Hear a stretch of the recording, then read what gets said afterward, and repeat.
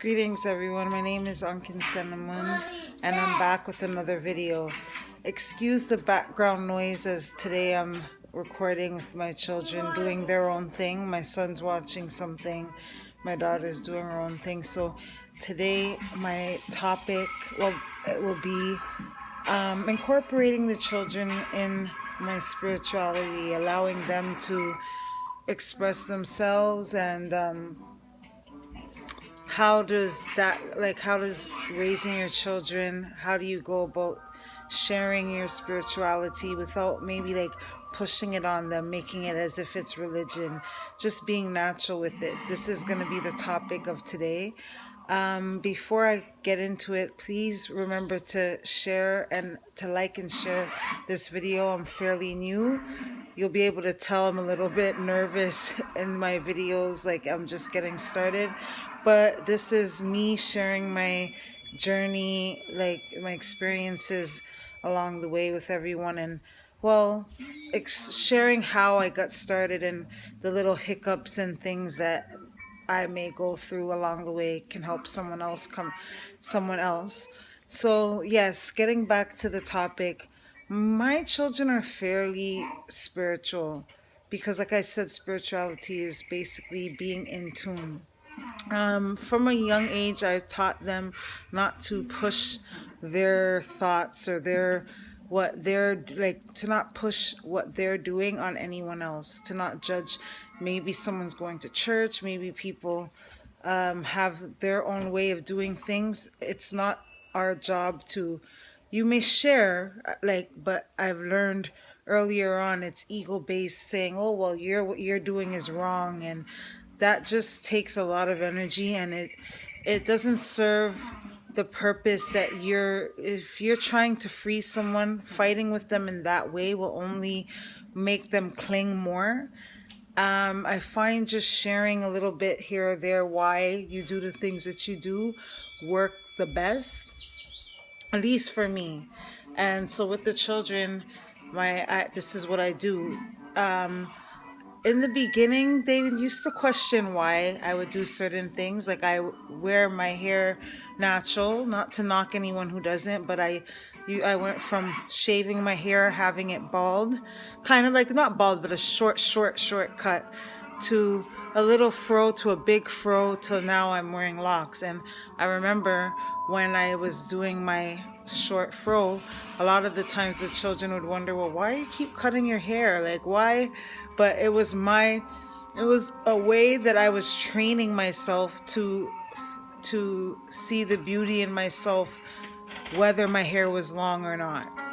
Because we're programmed that long hair is beautiful, short hair is not, or so I was just trying to reprogram my mind to see the beauty in a short cut. And it was fairly short. It was like probably like at one point I shaved it all, and then I would wear big hoops, and then I progressed to a bigger fro and so on. And I told them there's nothing wrong with people wearing weave, but I explained to them why, like the fact that I explained to them why I didn't want to, and I explained to them about loving yourself, your color, the skin, your hair.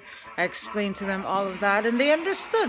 When you start young, they understand. Like even when it came to just celebrating certain holidays, I would explain to them, I'm not knocking it, but I would give them the background of where it came from. And we didn't stop. Like we would still go to family members' houses and all these things, but knowing is like half of the battle. So that's the best thing I would say you can give your child is information. Just give them information, and they will allow them to process it, allow them to see certain things that you're telling them, and they'll be fine. That, as a parent, that's the best thing that you can do, because sometimes pushing things so much can become like, if it's religion. And I'm not saying that religion's bad, but anything where you're not having the freedom to think or the freedom to reason things out becomes overused, and doesn't serve you well. It doesn't serve your purpose. So as long as you're you're able to make connections, because I still make connections. I'm not into church like that, but I own the Bible. I've studied the Bible. I've made certain connections, which I'll probably go into further along the way. But I've made certain connections with different angels, with the ancient Egypt. Like that's what it's there for, to make connections. It's not to sit there and like throw it at people. Oh, you're wrong for what you for what you're doing. I'm right because I'm saying it this way. No, it's like I find that that is toxic. That doesn't help. That's very, very toxic. And in raising children, you want to make sure that you give them the tools that they need at a young age, so that any gifts that they have, they're able to utilize it. So my oldest son, he loves science, and his mind is very logical. If you allow him and you just leave him alone, he'll make certain connections on his own. And he's 17 now. He loves to do art. I don't say he does it too much anymore now, but he loves his artwork. He used to draw things like from a fairly young age. Like I remember one drawing he drew was of me holding my hand out, and there was a huge sun over me, and the sun had it looked like a lightning over my head. Like it was shocking these three men that had a helmet that was around me. And then my hand was out, which sent a big electric shock to the three men on a camel. They were on a camel. I don't know why he drew this, but he drew this. And I was wearing a necklace, like a three-layered necklace, which at the time that he drew this, I used to make a lot of jewelry like this, three-layered. And I was infamous for carrying bags. So I had a bag on me, and I thought the picture was funny, but this is what he drew of me. And I just let it sit. I never tried to question it, and I realized that he's drawing what he sees of me. He sees me as somebody who has powers and are able to defend themselves, and utilizing the energy of the sun, because, you know, our melanin, like it's able to absorb the sunlight, and in doing that, it breaks, like it opens up a lot of codes in your DNA, which you can use your magic. A lot of people are afraid. Magic. I have magic. I'm not afraid to use it. I'm learning to not be afraid to use it. And when you are like that, your children look at you, and then they start to follow you, because that's another thing. You can't really tell someone and teach them. You got to show them. So walking your walk, the children kind of look and say, okay, I want to see where mom's going. And they don't really say that, but their actions are that. So that's my son. His power, like a lot of his gifts were coming out from his drawing. I remember one time he was 7, and I was walking him to even school, and he was telling me he was afraid of his third eye closing. I said, "Do you know about your third eye?"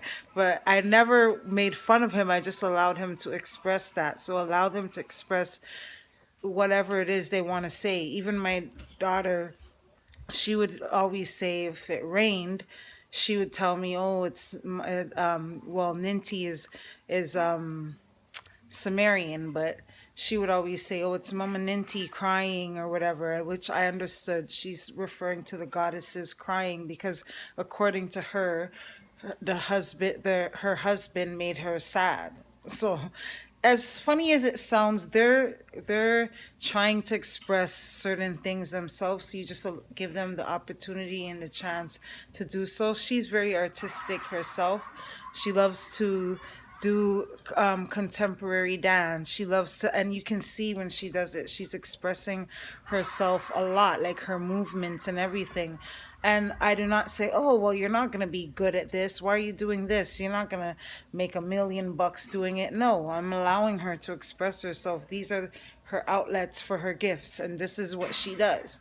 She she loves stones just like me. So right now her favorite stone is rose quartz, and I love that because it's going to help her open up the door for loving herself, self-care, because rose quartz is really good for self-love. It's really good for love in general. If you're having trouble with in relationships, rose quartz is a good stone to have around you. Put a, like I would say, put it close to you, your bed, like create an altar with rose quartz around there, and probably, and I would say put a nice chunk of crystal quartz in the middle to amplify and to just activate the rose quartz.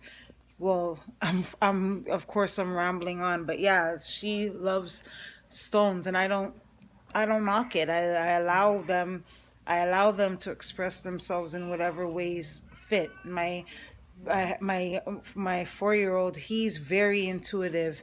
If his dad is missing him at the moment right now, we're in different cities, he will just we're not we'll be going to the store and he'll be like, my dad misses me so much.